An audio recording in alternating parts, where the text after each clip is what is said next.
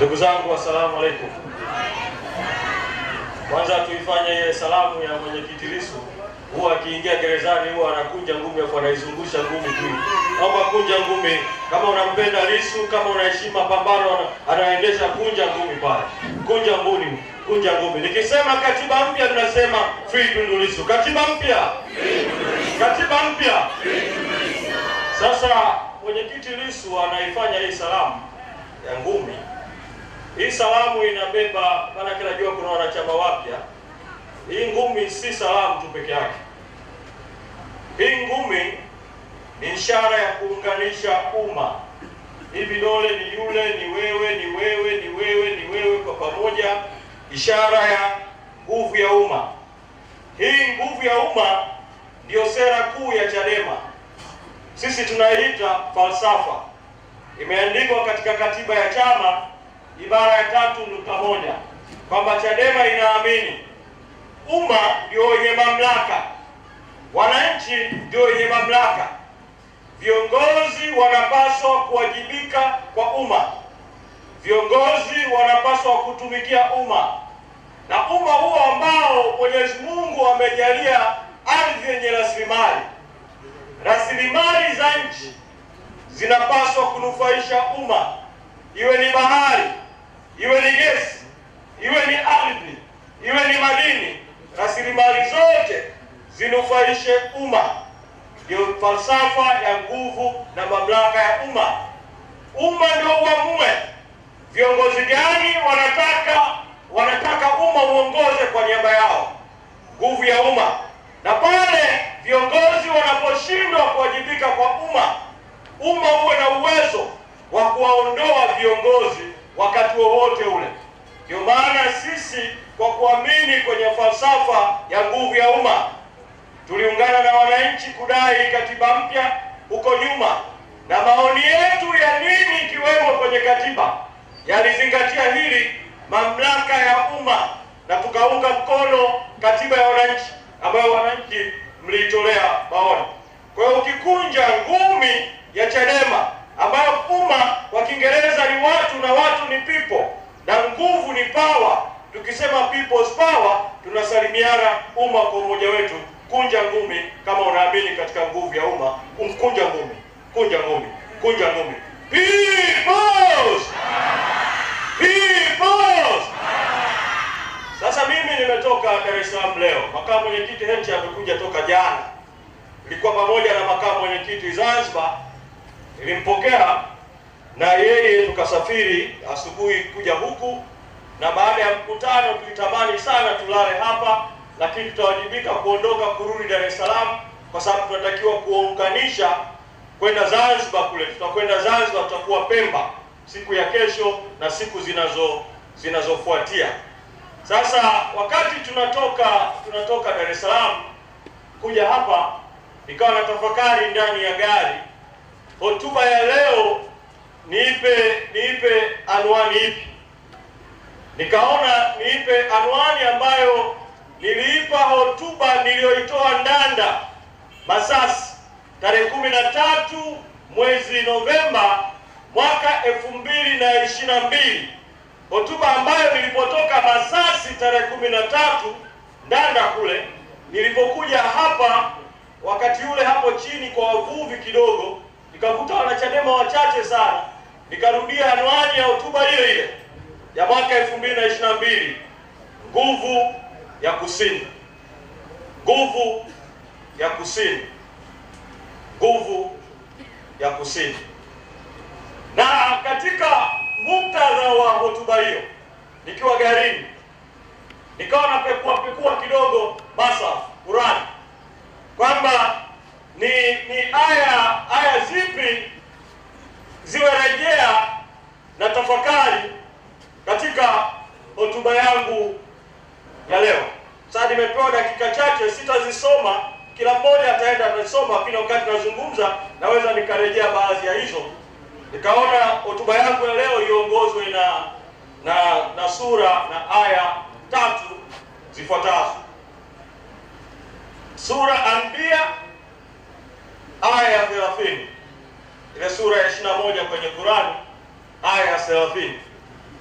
na sura An-Nur aya ya 35, ile sura ya 24, na sura Al-Mujadila aya ya 22, ile sura ya 58.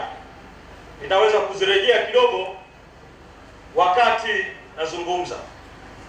Na nimemshukuru ndugu yangu Sheikh Hassan wakati anatoa dua, alipomaliza akanikumbusha jambo kuhusu mimi. Wakati nilipokuwa mbunge wa jimbo la Ubungo, Dar es Salaam, nilikuwa vile vile waziri kivuli wa nishati na madini, na nilikuwa vile vile mjumbe wa kamati ya bunge ya nishati na madini.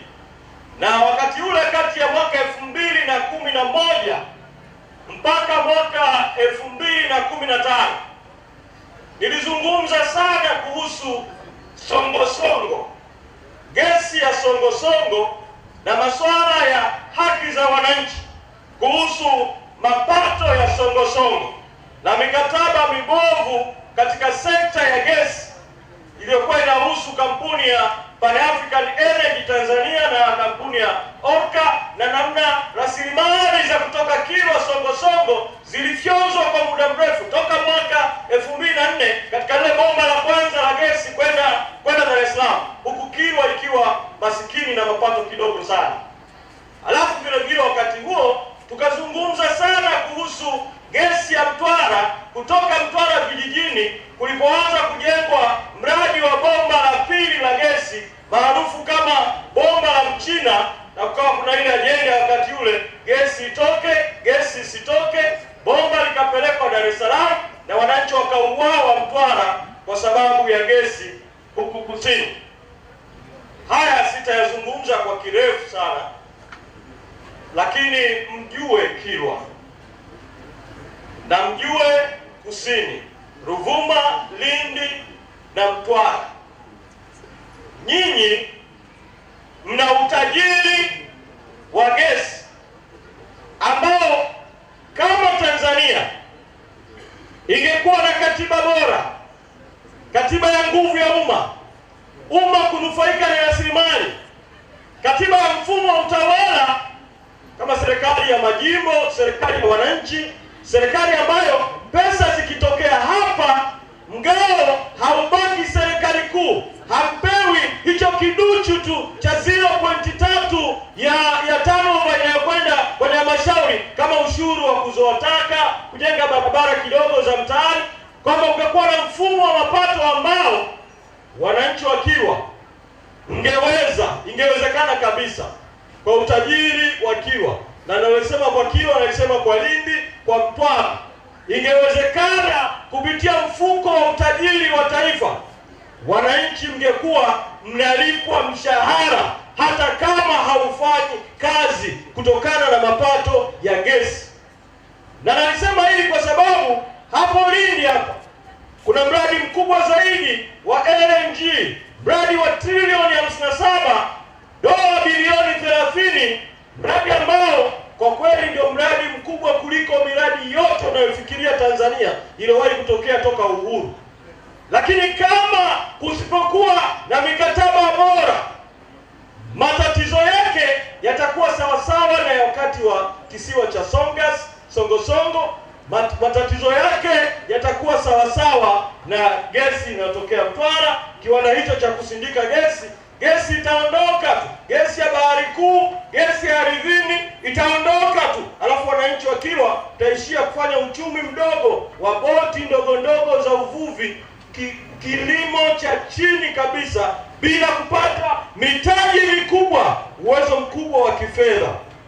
Haya yanahitaji katiba mpya, yanahitaji uongozi bora. Kwa hiyo ndugu yangu Sheikh Hassan nilikumbusha mbali sana, ila kwa sababu ya muda sitaingia ndani sana kwenye mambo ya gesi. Nataka kuizungumza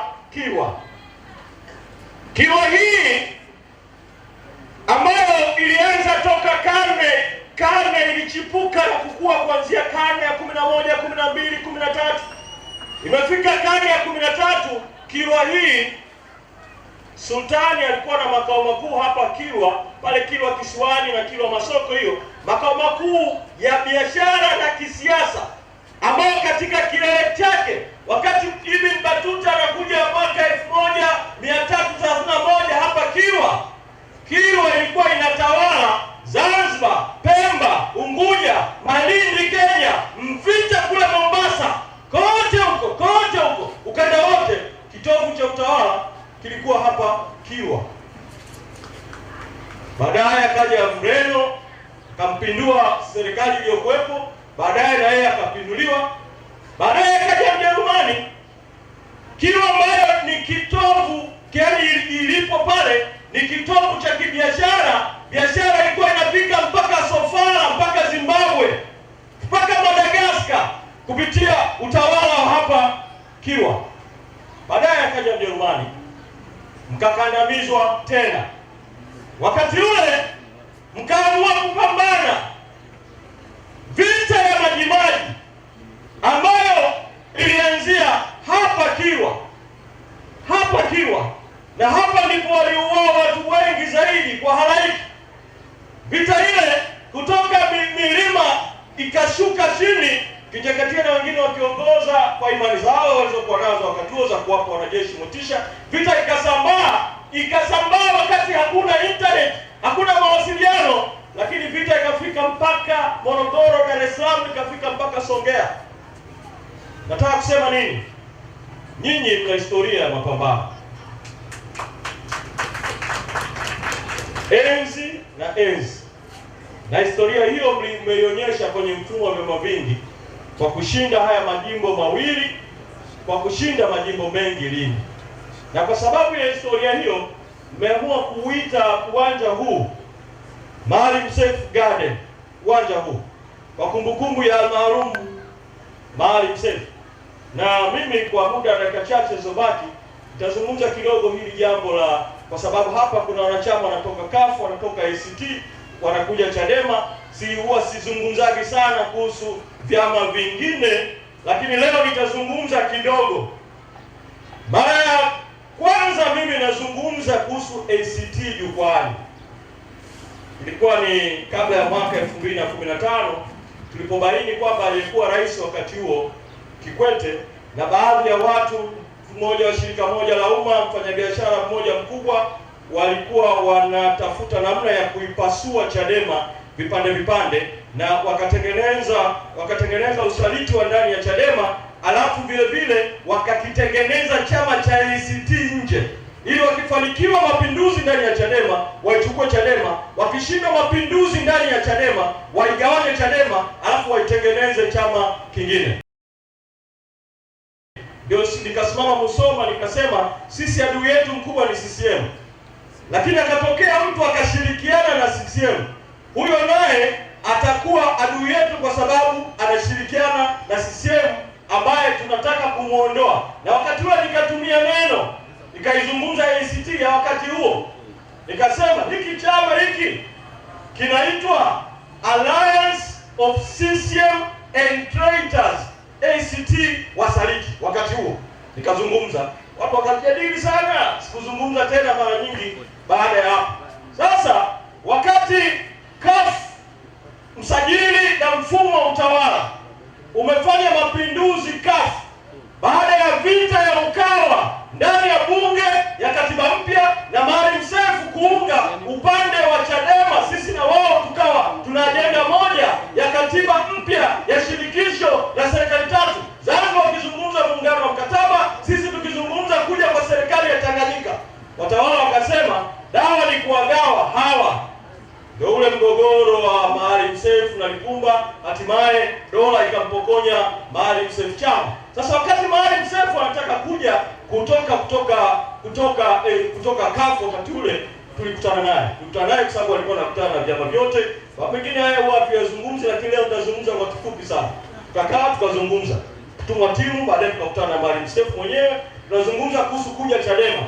Wakati huo tunajenga hoja kwamba Maalim Seif na timu yako inayotoka kutoka Zanzibar ikija Chadema ikaungana na Chadema yenye nguvu kubwa Tanganyika, itakuwa kama TANU na ASP zilipoungana, kitatengenezwa chama kimoja kikubwa sana cha kupambana na CCM. Sasa wenzetu wakati ule wakawa na mawazo kwamba hebu tutafute chama kidogo ambacho tukikichukua ile ACT ya upande wa Zanzibar, ile CUF ya upande wa Zanzibar itakichukua, itakuwa na nguvu zaidi. Wakaenda ACT. Nataka niseme kwamba baada ya mapambano yote haya, dua ameshasogea kwa karibu. Kati ya mambo Maalim Seif aliwahi kuyajutia sana, na sisi tumezungumza naye, anakuwa anafunguka anasema sana, ni kwamba tulifanya kosa wakati wa kutoka CUF kwenda ACT. Tukaenda pamoja 2020, tukatoa msimamo wa pamoja wa kukataa urais wa Magufuli na uchaguzi kwa ujumla wake. Mara ya kwanza wakatunga mkono, baadaye akabadilika. Kati ya jambo ambalo Maalim Seif, Mwenyezi Mungu amlaze mahali pema, na lenyewe alijijutia ni ule uamuzi wa mwaka 2020. Sasa nimzungumze Bwege kidogo sana, kwa sababu majuto ya Maalim Seif, yaani kama Maalim Seif angekuwa hai leo, kuna mwelekeo ambao angeuchukua, hata baadhi ya watu wa ACT ungewashangaza. Lakini ndugu yangu Suleiman, ni kama Mwenyezi Mungu alimjalia hekima fulani, kama Mfalme Suleiman alivyokuwa kuelekea uchaguzi wa 2025. Katikati ya ugonjwa wake akawa na msimamo wa kusema haoni kama kuna uchaguzi Tanzania. Akaunga mkono msimamo wa Chadema wa no reform no election. Mara kwanza aliunga msimamo tu wa no reform no election, baadaye akakata shauri kujiunga kabisa na Chadema. Mara ya mwisho Bwege anawasiliana na mimi ni siku chache kabla hajafariki, ananiambia aliwatuma baadhi ya vijana hapa kufanya maandalizi ya kupokea watu, watangulie wafanye maandalizi, yeye aje kwa ajili ya kupokelewa. Ananiambia, katibu mkuu, mimi naumwa, lakini pamoja na umwa, vijana walioko huko nimewasapoti, nimewawezesha wakafanye maandalizi. Zuio la chama likiondoka au kwa njia nyingine yoyote, mje mnipokee. Huyu ni mtu ambaye alikufa nafsi yake ikiwa inasema Chadema ndio mkondo sahihi wa haki. Na waomba sana watu wa Kilwa Kusini, watu wa Kilwa Kaskazini, watu wa Lindi, watu wa Mtwara, mnaoamini katika katiba mpya, mnaoamini katika haki, tuunganishe nguvu kwa nyinyi kuja pamoja, tutengeneze taasisi ya kuiondoa sisi madarakani na kuleta mabadiliko katika taifa letu. Ndugu zangu, nisizungumze zaidi kwa sababu bado kuna wazungumzaji wakubwa wawili. Ninaomba moja kwa moja kwa heshima na taadhima nimlete kwenu makamu mwenyekiti wa chama upande wa Tanzania Zanzibar, Mheshimiwa Saidi, Mzee Saidi Mwinyi Shehe bin Shaha. Karibu zungumze, na moja kwa moja mkaribishe makamu mwenyekiti Mheshimiwa John Heche. Asanteni sana na Mwenyezi Mungu awabariki sana.